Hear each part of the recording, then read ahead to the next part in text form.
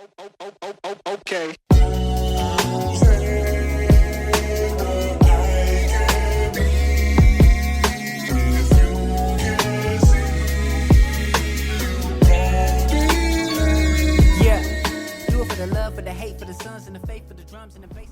We're good. Yep. I don't even feel like starting to introduce the podcast because I feel like I'm not even in one. Yeah, it's like a full beach day. All right, Yeah. guys, welcome to Godcast episode 10. Come for the jokes, stay for the wisdom, and we are here with We're on a beach. new location now outside the backyard because it's now completely freezing in the backyard now. It's impossible to shoot there. Yeah, it's winter here on the Gold Coast. That means it's freezing anywhere but the beach. That's it. Yeah, that's So pretty where much are right. We are. That's North Burleigh. You can see the hill over there. Is that North Burleigh? That's not North Burleigh.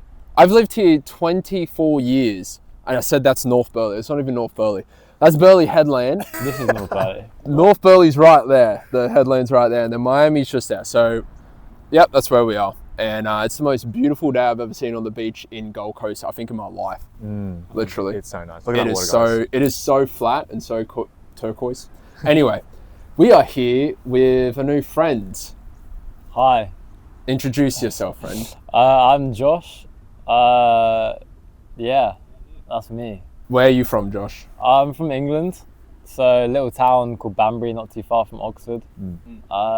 Yeah, came over here a couple months ago, and then met these lovely fellas right here. Yeah, man. So to give a little context, so everyone knows why they would even want to watch this podcast of these three idiots on a beach. This is Josh, and he's a very strong believer in the faith, and a follower of the way and of Jesus. And I've gotten to know him a little bit. His faith is unlike anyone else's I've ever seen. It's almost psychotic, but it's also beautiful. Yeah. It's a beautiful combination of crazy and believing in what is unseen. I'm not gonna lie, like as soon as Jake told me about you, being like, hey, there's this guy I met, Josh, he just arrived from England, not knowing what to do, but he literally is like just full faith driven. I'm like, I've got to meet this guy, literally. And here we are, met 3-ish days ago. Yeah. And got along super well. You have an amazing like perspective on like life, food, I appreciate that, man. and everything, man. But yeah, just tell us maybe like how you kind of met God, or like take us through your journey of like where it is. All start? Yeah, so it all started like a couple years ago for me, really. I feel like God had to bring me to quite a low point, like I told you guys before. Like, he had to bring me to quite a low point to bring me back to Him. So it was definitely, it was On the road down. Yeah. I was heading down, going down a bad path, and then basically God allowed it to get to the point where it got so bad that I had no other option to turn to Him, basically. Yeah. What was that bad path like? What are some of the like real highlight specifics of that? Yeah. So I mean, a couple of years ago, like basically I just come off of this medication called Accutane, which is like a very harsh drug for your skin, and gave me a lot of really bad nasty side effects like depression, like it lowered like my testosterone and a lot of like my drive. So yeah, it just left me in a really dark place and didn't really feel any motivation to keep on living, really. And then like got to a point where I nearly like honestly took my own life. Like it got quite bad. And then I found the Lord. It was a crazy story. And also I should mention that this dark time also my father passed away, which kind of added it's a bit of extra pain, bit of extra suffering, I guess. Really made me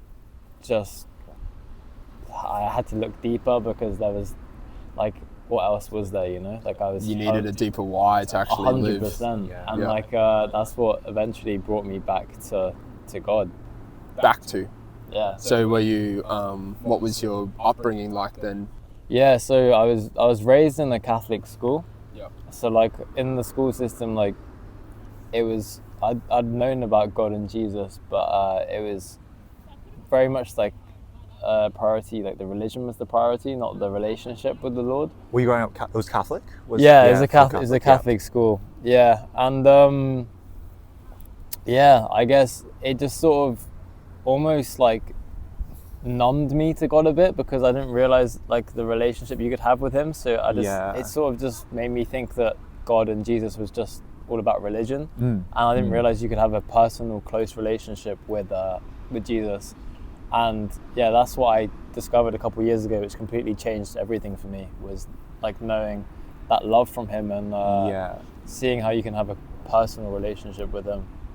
And in that way, in that personal relationship, like what was that in your perspective or in your world? Like what was that shift in mindset, that being like, okay, he's a personal God, more than he's like just a religious figure. Like do you remember that specific point in your life, or it was just like, wow, something's different? Yeah. I guess, it just felt completely different, because like when it's all about the religion, you just feel really detached from God. You feel like he's something so higher than yourself that you could never relate to him. You could never have a relationship with him. Yes. And I guess the last couple of years, but specifically even the last few months since I came to Australia, I've got a lot closer with him and started to realize like a lot more like how important it is to have that relationship with him. Yeah. And that Jesus died so that we could have that relationship with him. That closer relationship with him. Yeah. And that's really the foundation on which Christianity is built on. And people sort of, and I sort of didn't see that, and like just was focused on the religion side, which completely clouds the whole point of Jesus dying. Jake actually sent me like a post about like someone kind of dissing the whole relationship side and kind of focusing all on the structure. And I come to realize you actually do need both in some sense. Like you obviously need that structure to maintain any relationship, really. That's not even just a fatherly figure, but that's even with like a relationship with a girlfriend. You do need that structure, and you do need to kind of be that rock in a way. And then but you also need that personal side too, as in you need to actually, that love for him needs to be genuine. It can't be forced or sort of coerced in that sense. 100%. And I'd add to that as well, that the relationship creates the structure. Not the structure creates the relationship. But for some reason, I have a feeling that people come through different doors in that sense. Like in the way that, like, you know, like some people might. For me, I actually found God more through the structure and through understanding the base foundations of what it meant to have a relationship with God through that. And you, Toby, actually found him through an encounter. So it wasn't through any evidence at all. But I guess it's sort of similar to your story, where it was like, okay, this is who Jesus actually is. And then in my world, like I kind of just had like an encounter with him. And that's what kind of tipped me over from being agnostic to being like, okay, like this. And it was funny. I took his teachings and then applied it to my life as a structure, as like a base, like discipline, and then that rid me of anxiety, and God healed me through things like that through that.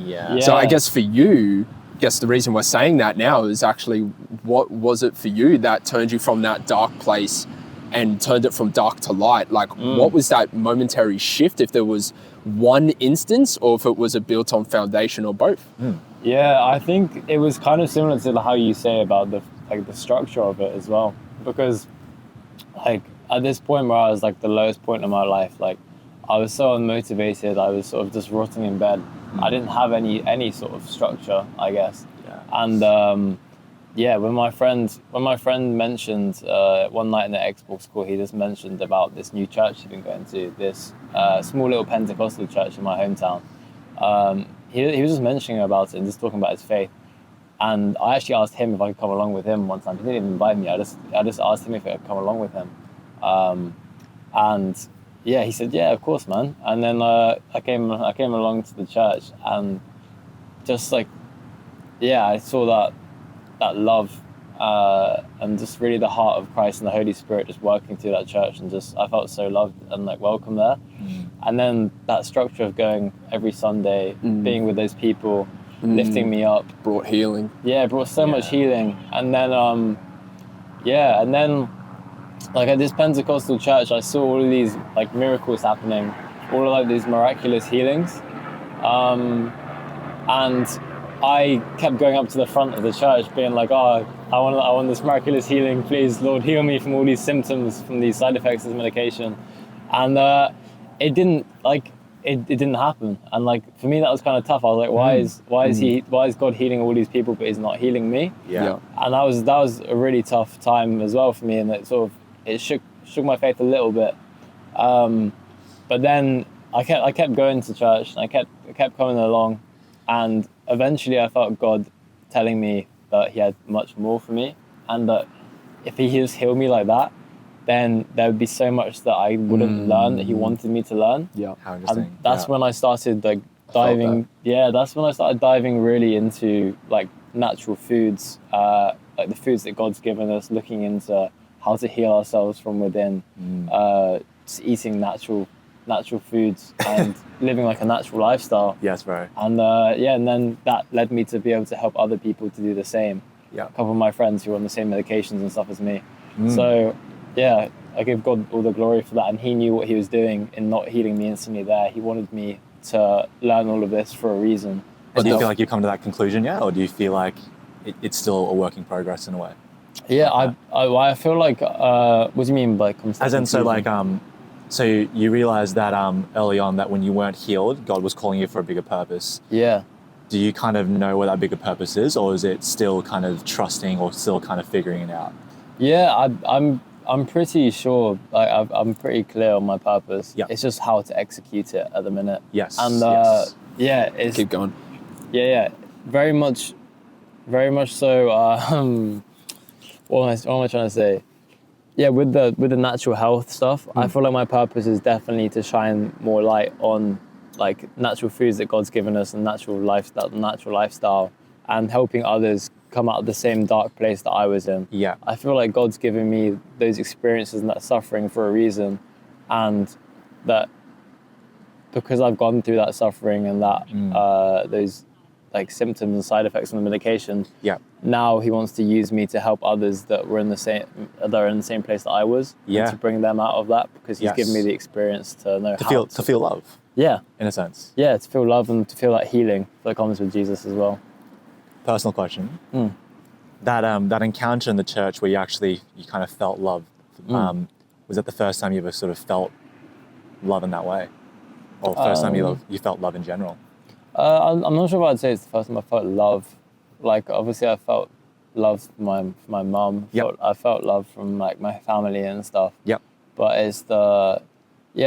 was definitely like a big moment of like this very unconditional love. Like I felt like a lot of the love I'd received in my life had been kind of conditional in a way, and it felt like even if it's psychologically like, I think my mum won't love me if I don't get these grades or something. Yeah. I know it's not true. She loves me regardless. Yeah. But I just felt I did feel like this warmth and this love of this community that was just like very very pure form of love. And it could have been that God was actually teaching you to actually love and to be loved in a sense. Because I'm just taking into consideration, like, if He didn't heal you then, like, why? Because like, I think everyone kind of looks for God or Jesus to get to heaven and to always just reap the rewards. And that's true in a sense, but does that make the relationship genuine? Or is it just because you want something out of another person or you want something out of God? That's the reason you love Him. Yeah. Just, you know? Yeah, just a genie. Yeah, because then it's conditional, isn't it? Yes. Exactly. Yeah. Very true. Yeah, actually, he was instilling a realization that like, you're gonna love me even though I haven't healed you. Like, and that gives you that has probably built something in you that has probably actually tackled every other issue in your life. Because now you're actually working like through your own issues. Like He's giving you the strength to actually be like, oh, there's these foods that I need to cut out, or there's this medication I need to take out of me. Yeah. How do I heal myself naturally? 100%. Yeah. And bro, let's just talk about just some of the stuff you do, which is like, we don't do it, but it's so cool. Yeah. Bit of backstory here. First time I met this guy, literally we go to a butcher, eats like raw kangaroo or raw, what was it? Raw, Yeah, raw beef mince on the beach. like on the beach. So sick, so sick. Yeah, and tell us yeah. like, how did that journey kind of spiral through? How did you sort of take that a bit more seriously, or? Yeah, I guess like since I started learning about natural foods and stuff, it just started gradually. So like I gradually started cutting out like processed foods, like the packaged stuff, like, Yes. like most people know. Yeah. Just trying to eliminate all of the chemicals and the crap that's in a lot of people's diets these days. It's really bad for you. And what's the biggest lie from say society that's taught about these foods in schools that you kind of were like, no, this is not right? Or what was the biggest lie you found out? Bro, there's so many. Like one of the biggest ones is the food pyramid that we all get taught in school. Right. So like the food pyramid, you've got like the base and the majority of your diet, according to this food pyramid, should be carbs, and then it's like Meat, fruits, veg type of thing. Yeah. Yeah. And it's like basically just take the food pyramid that you've been taught and flip it the complete opposite direction. Because Really? meats and fats are like the number one. Yes. Like that's like the number one for us. And then a bit of like, and then fruits, meat, fruit, fats, like healthy fats like avocados, or just the fat in meat. Yeah. You know? That's all you need. You need meat, fruit. Maybe you can add some raw dairy if you can handle it. Like raw milk and stuff as well. Raw milk. Yeah. If you can handle it. Yeah. And then that's all you really need. A bit of raw honey potentially. Get some Celtic sea salt in there for like electrolytes with your water. Yes. But like the whole food pyramid says that carbs are first, like grains, breads, pastas. These are like the staple of our diet. Yeah. And it's complete horseshit. Really? So you'd say like your diet is like purely meat, and then veggies are like in the small. Oh yeah, we don't even really need vegetables. Like true. A lot. It's crazy. A lot of vegetables have a lot of anti-nutrients in them. Yeah. Which like basically like stop like the absorption of calcium and stuff and like these minerals like in the right way that we need to. So like if you have too many vegetables, it's actually can be damaging, can cause kidney stones, stuff like that. So like I did actually hear that it was like from Paul Saladino that the vegetables actually have a chemical that's released when you eat it. So it's actually a defense chemical. That's what I'm talking about. Yeah, the defense chemicals, and these defense chemicals then can like bind to like calcium and things like that. Yeah, and cause health issues. Interesting. Yeah. And has that played more so like biblically, or is it more so just your own research about it? That's been like, it's been more of like my own research, but I definitely do like incorporate biblical principles into it too. Yes. So like in the Bible, for example, in the lot of the Old Testament law, they talk about not eating pork and stuff like that. Yes. And like there's science to prove that today, like why pork is bad for you because it contains a lot of parasites and it's just very unclean. Yes. So I don't eat any pork, especially because I eat raw meat. Yeah. So I don't want to chance it eating raw pork. So yeah, I do tie in biblical principles with it. Interesting. Sure. Yeah. There was it says to not eat any hooved animals. Yeah. That's like one of the big things as well. But yeah, pork being a real big no-no. But that was Leviticus, wasn't it? Or was I think it's something about the cleft hoof or something, or like there's some. Yeah, it's a specific type of hoof. Yeah, something like that. Basically, like cows and lambs and stuff like that. Yeah, are fine. Kangaroos, even. They're all good. Basically, any red meat is pretty much good. Yeah, that's the rules. And they also talks about not eating like bottom feeders. So like in terms of crustaceans, stuff like that. Lobsters, crabs. So it just talks about only eating the ones with scales, so fish. Yes. So when I have fish, I only have fish. And I only have sardines, to be fair. Because the bigger... No salmon or anything? Huh? No salmon? No, because a lot of the salmon and the bigger fish contain a lot of heavy metals. Because they ingest a lot of heavy metals in the water. Yep. And also a lot of them are... Especially like if you're not getting wild caught like with salmon and like these big fish, then a lot of them are farmed and it's like they've got barely any nutrients in them, and like if you saw them, they're literally all grey. Yeah. And they use like all these dyes to make them pink again. Oh, truly? Like it's crazy. It's terrible. Crazy stuff, man. And what's been the biggest change in terms of incorporating these foods into your lifestyle? Like what do you feel has kind of like dramatically shifted from that? Yeah, I feel like my energy levels are just like crazy. Like a lot higher now. Yeah. And like my testosterone and stuff has balanced back and like rebounded after Accutane because like I had really low test.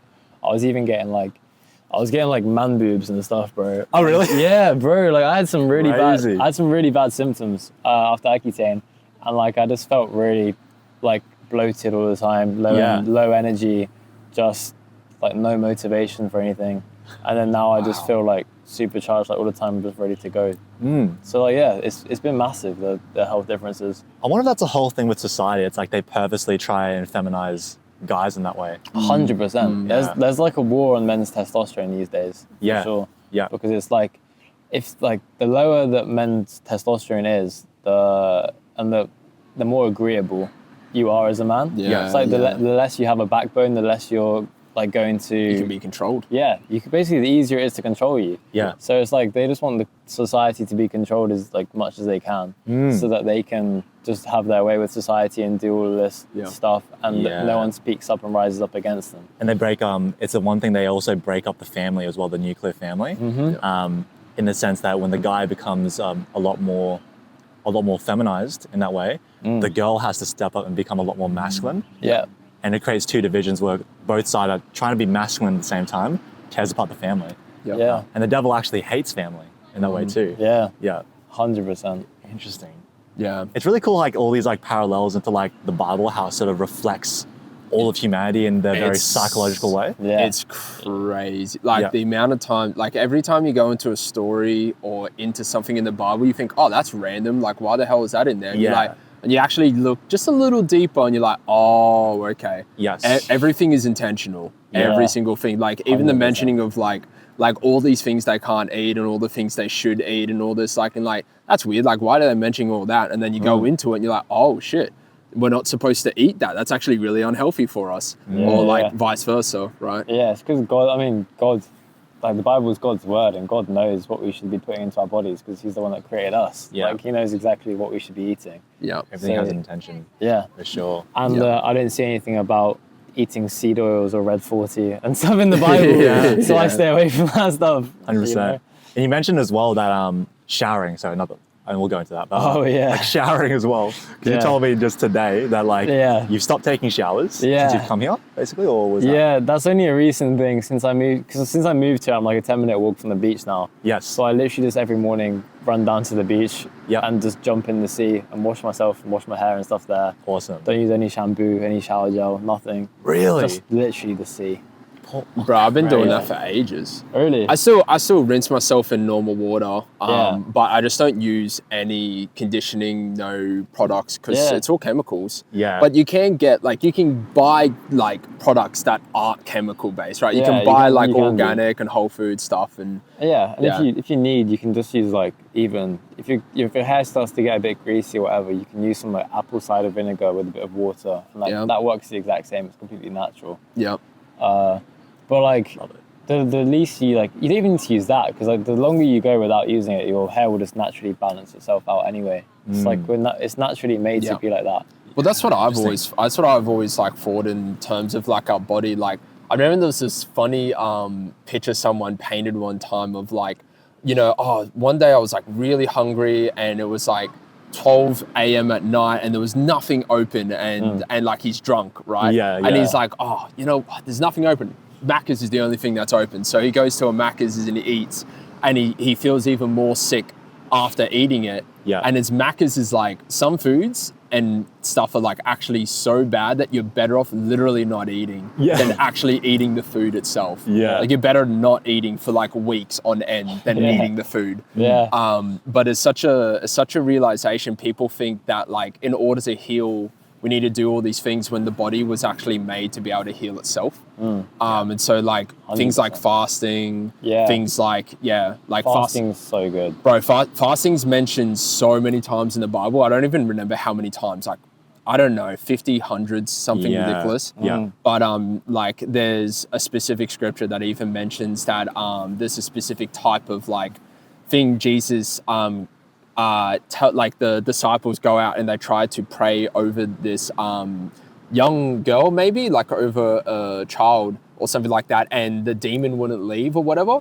And then that's actually taken out of the Bible, but they still have the verse. It's just taken out a very specific translation. But it says that Jesus says it only comes out by prayer and fast. And so I believe that like there's an understanding that Jesus and God was trying to teach us that some things like you need to pray for, and some things you also need to be fasting for. Because fasting itself, if you actually go down into what happens, it actually cleanses the body of toxins. It rids free radicals. It destroys cancer cells that are trying to build. Because what happens is if you constantly, this is my small understanding of it, but you go into something what's like known as autophagy, and it's when it's like you start rebuilding brand new cells. And what happens is if you keep having sugar, you keep eating food and feeding your body, what happens is you eat, that breaks out into glucose, that glucose then goes into the body uses that glucose to function the brain, the muscles, oxygen, all this stuff.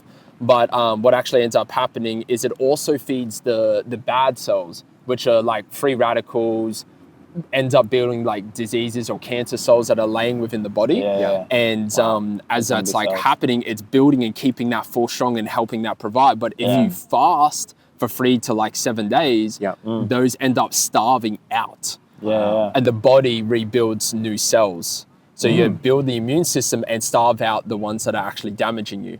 And so that's like part of the whole fasting process. And so it's not just like a lot of people think like that's crazy. They're like, oh, 7 to 10 day fast, you're gonna die. It's like there's so many misconceptions. There's so many, People have done 40 days before. And it's also like for me as well, I used to be like worried that my muscle was gonna all my muscle was gonna waste away, but actually like it's bullshit. You release so much growth hormone. Like when you start, like as soon as you stop fasting and you start eating some food again, I believe within you build it back so quickly. I believe it was within the 48 to 72 hour period, your growth hormone shoots up 2,000%. Holy shit. Which helps you sustain muscle while you're fasting. So like, and that onsets for ages. Like that stays for like a while. Like I'm pretty sure you could probably go like at least a week or 2 without like any muscle deterioration, depending on how much exercise you're doing, right? If you're like working out a lot or you're already unhealthy, like, you know, you want to be in an okay state before you do that. But also you need to like make sure you're still having like, some people need certain things while they do it, you know, like you need to have salts and maybe some like magnesium to withstand the, like all this, you gotta do your homework a little bit. Be careful. I remember.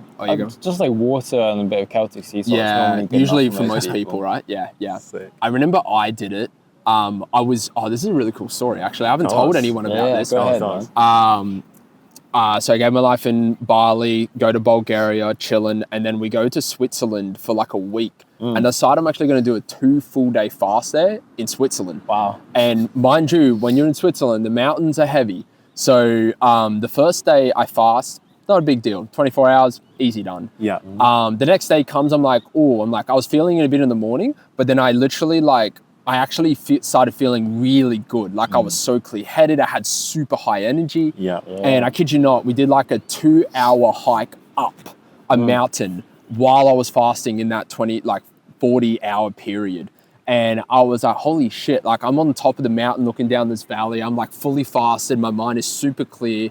I wish I had talked to God more back then. I didn't know how to really. But I knew I would have heard some pretty cool stuff. But it was a really cool experience. But that night, I actually threw up like over and over and over. Like I got so sick that night, I was scared. But I pushed through it, and I actually ended up finding out what happens is the stomach, if it's so used to like needing to digest, I got all this stomach bile that ends up building up in the stomach, and I threw all of that up. And then I was fine. And so I fasted for it was like 62 hours or something. But it was really cool. I felt really good after. But then I also didn't have a need to eat food after still. Like even then, like once I ate again, I just didn't need to eat. You know what I mean? Like we get so stuck in this, we need to keep eating. I need breakfast, I need lunch, I need dinner. You realize you really don't need to eat. It's actually funny because it's actually, I heard somewhere that's not actually the food that makes you hungry, it's the food that makes you addicted. And that's where the hunger actually comes from. In some stuff. It's like a lot of foods that are high in like sugar or like even natural sugars, like if you eat a lot of fruit and stuff like that, it can spike your insulin. And then, but especially with the processed sugars and like the processed carbs and stuff people eat these days, like it just spikes your insulin and then like your insulin will crash, and then you just crave the next insulin spike, basically. That's it. So it's And not that causes anxiety yeah. and depression because of the whole roller coaster Yeah, feeling. yeah. You get like, oh, I'm high. Oh shit, I'm low. Oh, I'm high. Oh shit. Yeah, 100%. Destabilization. It's also so true when people eat breakfast as well. Like when they eat breakfast first thing in the morning, the first thing they feel is like super like, oh, Yeah, done again. it's like the worst thing you can do is have breakfast straight away, especially the breakfast that we've been told to have, like high carbs, like toast or cereal and stuff. Bacon, like, eggs, type of thing. Yeah, and it's like it's crazy because when you start to realize it, you're like, who told us that we should be eating this every morning? I can tell you. And it's the big company. Yeah. I can tell you. Yeah. So, little conspiracy thing here, guys. Yeah, This is yeah. fun. This is the most conspiracy-filled episode ever. I love it. It's sick. It's so good. So there's a guy called Edward Bernays, and he was the father of propaganda back in like 1940s or 50s, whatever. But basically, there was a shortage of sales on sausage or bacon. It was one of those meats. Yeah. And the companies basically just said, "Hey, Edward, we need to be able to, we want to be able to tackle these meat prices. We want to drive them up. We want to make more sales of these prices. What can we do?" And so Edward Bernays basically designed the whole slogan, meaning breakfast is the most important meal of the day. So right now, like the whole world is kind of following this this propaganda that feeds into breakfast being the most important meal of the day, It's crazy. which drove the prices of sausages, bacon, like skyrocketed. Like after that whole campaign, completely revolutionized the whole world. Yeah. Yeah. And then the big companies like Kellogg's and stuff then just started Correct. introducing their poison to that. Exactly.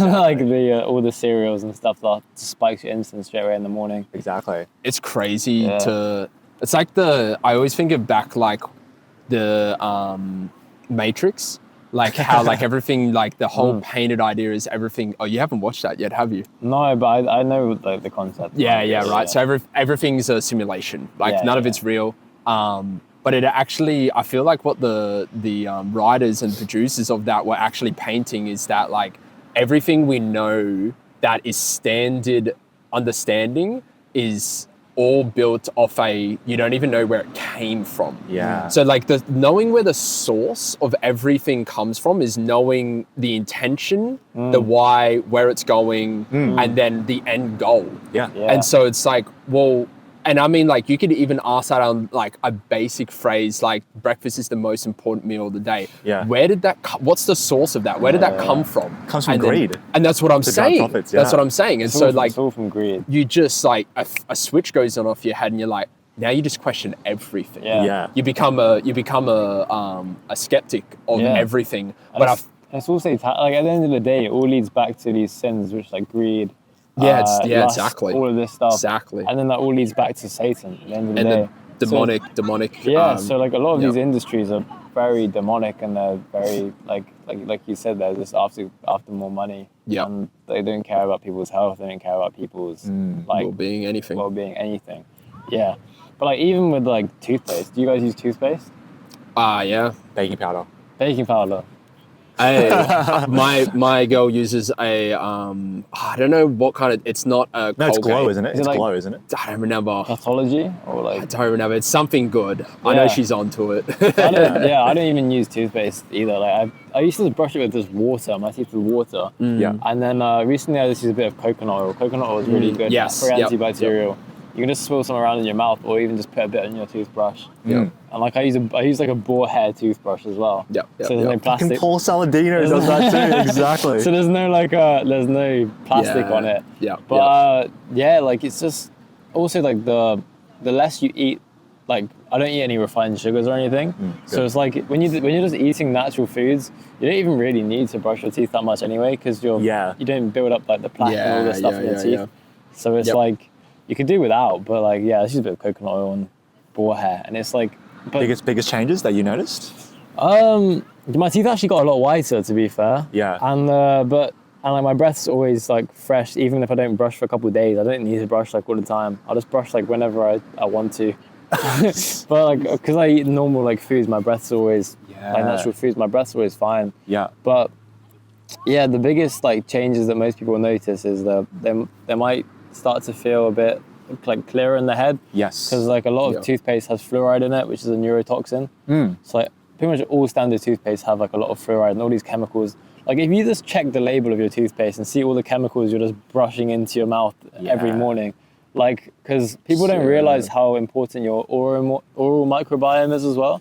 It's like, you know, we've got like a gut microbiome, we've got skin microbiome, like all of our body has like these like microbiomes of bacteria. And when you're just brushing your teeth every morning, you're just destroying your like oral microbiome, especially if you're using like harsh mouthwashes as well. True. So like it all works together. Yeah, so in that way, it's like, it's purposely making your teeth decay for you to go to the dentist again and spend more money. Oh yeah, and the whole dental industry. Don't even get me started on the dental industry, bro.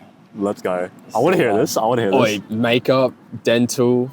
So One bad. industry doesn't have it so that you become like stuck to them. So you just keep consuming more and more and more. Yeah. Oh, we got a friend.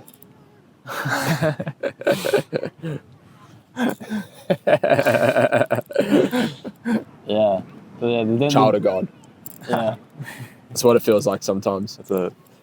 Yeah, but yeah, all of it. I'm not sure which way we wanted to take it, but I was really keen to go down into the demonic side of it, and how like when you actually start, like people think that like oh, it's just people being greedy, but you don't know how evil the evil is until you've actually like seen it. Yeah. You know what I mean? Until you actually realize how bad it is. Yeah. Like these people are like selling out, like, I don't know, for instance, like on the like chemotherapy, for instances, like cancer therapy. Like we probably actually have the cure for cancer. Oh, for sure. We probably have that for sure, right? Yeah. And then these people that are like making billions and billions or trillions of dollars off it, and people in like immense suffering and pain, and people are like, oh, why does God allow for so much suffering and cancer and kids and all this stuff? I'm like, do you think that came from God specifically? I don't know.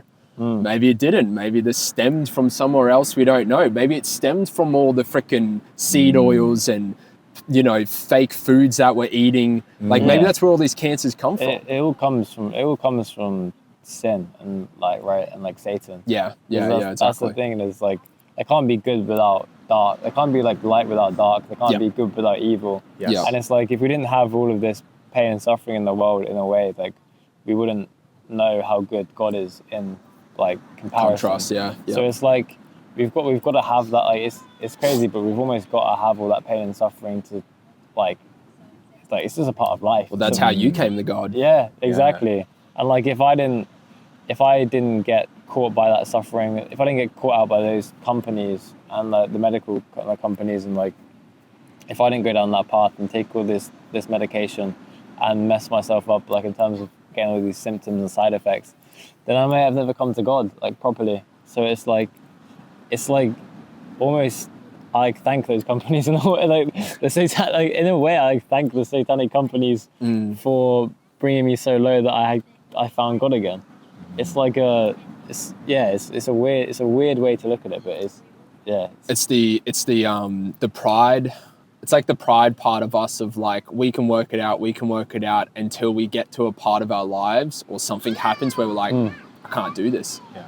And that's where like, where you like either you commit suicide or you have enough faith in something to keep going to keep going on. And it just so happened that God was your faith.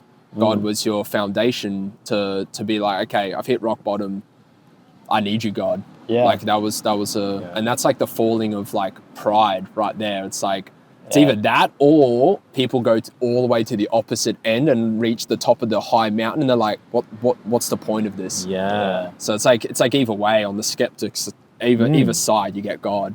100%. And it's like also the closer you get to God, then the more discernment, and the more you read the Bible and the more you digest the truth and start realizing what the truth of the world is, because God's word is truth. Yeah. Like the more you then have discernment over like all of the lies in the world. Yeah. And like you said, like you start questioning, like the Matrix, you start questioning all the foundations of everything you've learned. And like God starts showing you new things like every single day. So that's been a really interesting journey as well. I think that was probably the hardest thing. One of the hardest things for me was the realization, like the belief in God just itself, like going from no belief to belief in God is like 180 complete, like full life flip. Yeah. Like, it's like everything you knew was a lie. Everything you thought about how you think, everything you thought about how you act, you speak, the way you eat, the way you treat people, what love is, what truth even is, what is like what's a lie, like everything is like thrown up in the air. You don't know anything anymore. That's 100%. actually what you have to do when you like lay out your life for Christ. My biggest discovery into that, like when I started questioning everything, was during COVID. That whole period, I was so like so confused on what was happening to the world as everything was locked down. All my friends had to get the vaccine to travel. People were getting paid job seeker or government benefits for doing nothing, while some people were working overtime, not getting paid anything. Everything was backwards. And in that way, I actually became so angry to the world. I was like, fuck the world, like fuck all my friends, fuck all my family. They don't know what they're doing. Like they're so shit.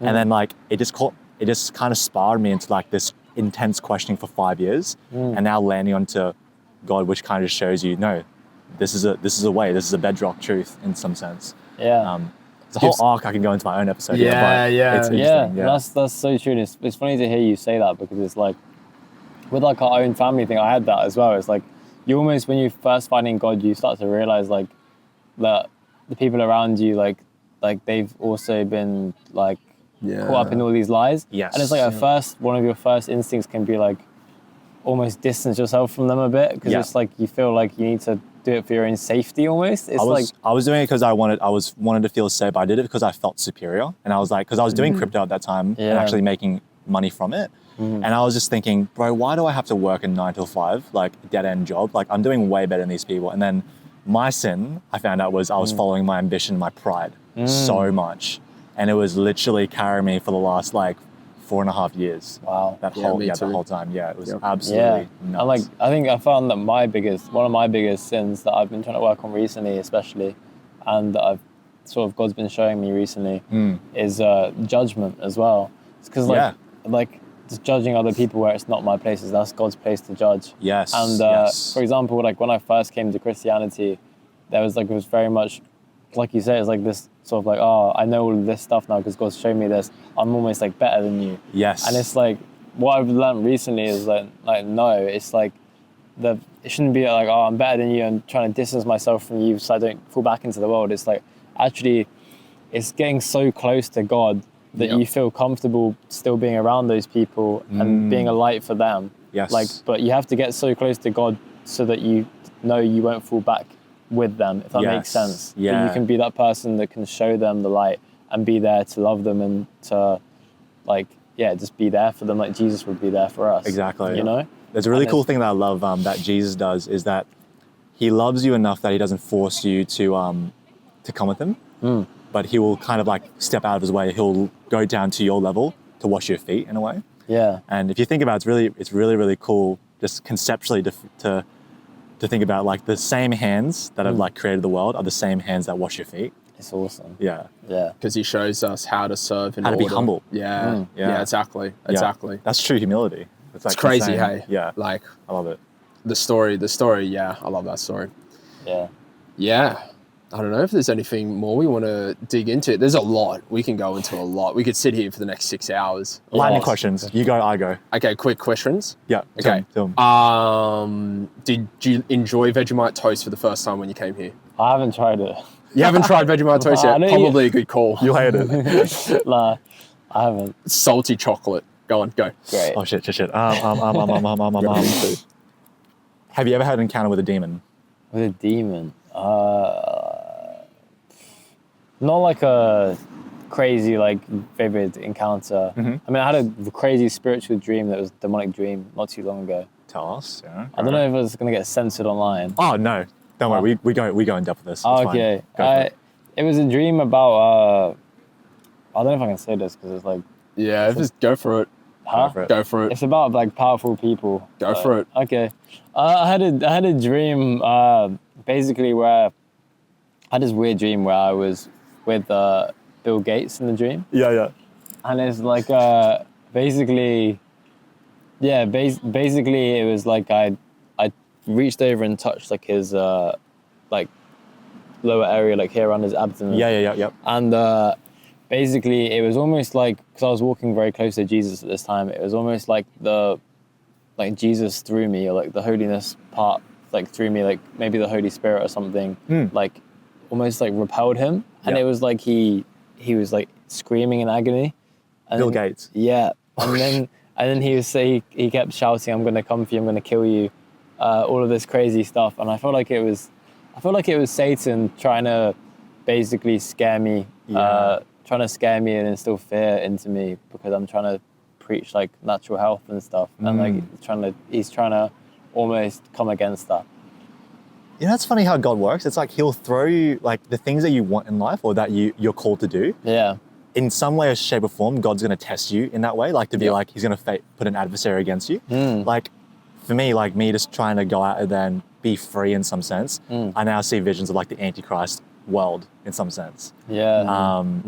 Jake, for example, lust. It's lust. Yeah, it's so like I wanted to stop watching porn and come out of complete agreement of like lusting over women while I've got my wife. Yeah. And then I just get really messed up, lustful dreams. Really messed up, like continuously. Yeah. Not now, not since I got married, which is like something very spiritual about that. Like that new covenant, like can't be broken now. Yeah. But yeah, before we got married, in my engagement time, which was like a year, I cheated on her in my dreams so many times, and saw her cheat on me so many times. Yeah. Wow. Yeah, messed up. That's just like, it's just Satan trying to break that bond, Exactly. because he knows how powerful like that connection with you and Bailey will be, and how much like that will be a testament to God, and how much you guys will advance God's kingdom together. So it's like he's just trying everything he can, and he knows he probably can't get you in when you're conscious, because you know better. Yeah. But so he's trying to attack you in your dreams. That's trying to convince me of something else. Yeah. Well, I got one more big question. You've had some really cool experiences lately, but what's the first thing that comes to mind when I ask you crazy experience from or with God? Crazy experience what? Craziest experience you've had with or from God? With or from God? First one that comes. Probably the evening where I was just on the beach with my Bible open, and this was like basically it's quite a long story, but basically I just headed down to the beach one night. It was about midnight. I headed down to the beach, came out of my hostel, just like brought my backpack with my Bible, just headed down to the beach by myself. And just wanted to do some like prayer with God, because I just felt a bit like confused at this time. I wanted some like deeper clarity on like my purpose, why he wants me in Australia. So I just kind of sat down by the beach, got my Bible out, and asked God to turn me to a page that he wants me to read, basically. And then the wind literally just flicked open to this page in Job, and it was talking about. I was just like, picture this, I was just there sat looking at the sea, and the first bit that I read on this page that he flicked to me was, "Am I the sea or a sea monster?" It's this verse in Job. And I was like, okay, I think God wants me to read this bit. And then the pages just flick, and like it goes to another page, and I didn't memorize the page that it was. I was like, oh no, I've lost the page. I didn't realize which one it was at. So I just asked God, I'm like, can you just if that was for me, can you just like flick the page back? And the wind literally flips it straight back to that page, and I read the exact line. Wow. So I'm like, okay, God wants me to read this. So I start reading over it, and it's just Job talking about all the stuff he's going through in his life when Satan's taken everything away from him. And like it was just really hitting me like to my core. Like it felt like God was talking to me and showing me that like I've been going through all this suffering for a reason. And it really just like brought me a big sense of peace, and like it was just all like really hitting me. And then I just sort of sat there for a minute, just like smiling to myself, just like because it was like God was showing me this. And then I just put my Bible down for a second, and this was actually the first time that I'd actually heard from God. So like I've always like prayed back home and stuff, but I always prayed like requesting things and asking for things. Like a genie. Like thinking of God as like this genie. And basically this time is the first time I decided just to sit there and ask God to talk to me. Wow. Because I'd heard about people having that experience with God, and I was like, I kind of want him to talk to me. I need some guidance. I don't want to be talking to him. I want him to talk to me and give me some guidance. So I just set my Bible down, like laid down in the beach, just looking up at the stars, and just like asked him to talk to me. And then I heard him. And then the first thing I heard him say was that he had a covenant for me, which I thought was really cool. I was like, wow, that's pretty cool. Like, why me? Like, I'm just a regular guy. I'm not Abraham, whatever. Like, what covenants do you want to make with me? And I basically heard him telling me that he's going to give me this massive platform, basically to teach people about natural health and to teach people to start healing themselves physically. Because I feel like, basically he was telling me that, and in return, all he wanted, my side of the covenant, my part of the deal, is just to glorify God in it all, and to make sure I don't lose that focus on God and start idolizing the food and idolizing all of this the process, and just keep my eyes on God and keep directing people to God through it as well. Not leading people astray, thinking that they should be idolizing the foods and stuff. You know what I heard somewhere? I heard that it's very interesting you said that, because I heard somewhere that faith is not the destination, it's the process. But God is the destination. Yeah, 100%. And a lot of people, like even pastors as well, they get so caught up with that process of I'm doing God's will that they actually forget about God in the first place. Yeah. Wow. Yeah. It's 100%. it's a really interesting like trap that I guess Satan kind of plays in there too. Yeah. I felt that at times. Yes. I never lost him entirely, but I felt that at times for sure. Getting caught up in like, I'm doing this for God and doing this, and then you end up like never actually making him a full part of it. Yeah. And then you become the runner and the full process behind all of it. And then all of a sudden, you're not even doing what God asked you to do in the first place. Yeah. I want to add that too. So I actually had a talk with Jake last night about the how God kind of views people through time. So in the time of the Old Testament, when the Israelites were kind of coming from the desert, they were slaves. I think he actually says that these people are my slaves in a way.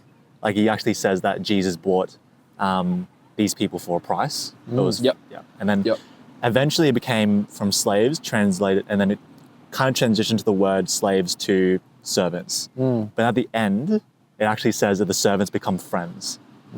Yeah. And it says somewhere in the end that you are not my servants anymore, you are my friends. And you will do my will because you are my friends. Yeah. Because I love you. Yeah. And so it's a really cool like arc that goes from the beginning of the Old Testament to the New Covenant, to the New Testament, where God becomes a lot more personal. And that's the whole goal. Like he is your father, even though he is the creator, very powerful, has these restrictions and rules in some sense. He's also close and personal like a father. Yeah. Which is really, really cool. That is really cool. You're right by saying New Covenant, by the way. That's actually what the New Testament means. Yes. New Testament, New Covenant. Yeah. Same thing, really. And then like, this will be a preload into episode 11. Yep. But the whole thing that I was focusing on in my journey was I was always focused on the relationship. It was the side of, it was actually the main thing that you can actually focus on between you and God. Because you can't really understand God in all its nature, how big or expansive or how small he can be. But you also can't really understand yourself if you keep questioning yourself, who am I, who am I, who am I? Yeah. You're going to always have these cycles. But what you can focus on is that relationship that you guys two share on. 100%. Man elevates and then God actually comes down in that sense, which I think is really cool. Yeah, no, 100%, man. Yeah, that'll be one to feed into the next episode. Stay tuned for that one. I can't wait for that one, bro. That's tomorrow. Yeah. I can't wait for that. It's going to be intense. He's going to ask you some deep questions as well. Oh, yeah. It's going to be a good one. You can sit in and listen if you want. Yeah, I'd love to go on. Yeah, just listen. Yeah, it'll be a really good one. Anyway, bro, I think we'll wrap it up there. Thank you so much, Josh. Yeah. Thank you guys for having me. No worries, man. Beach? Yeah, bro. Yeah, go let's hit the beach. Yeah. Just jump in right now. You throw the mic. Never find that again. Hey, don't hate on me. My cup on full, your cup on fleek. Look good on you, look great on me. And I'ma give it right back, baby. Pay it all for it. All of these blessings, all of these chores. Rather follow his word than follow my sword. This is a war we cannot afford, Lord. Pray for the kids growing up in the matrix. Slain to the vid, showing up in the playlist. Teachers ain't paid near enough to erase it. Preachers just wanna get paid. Money don't ever have a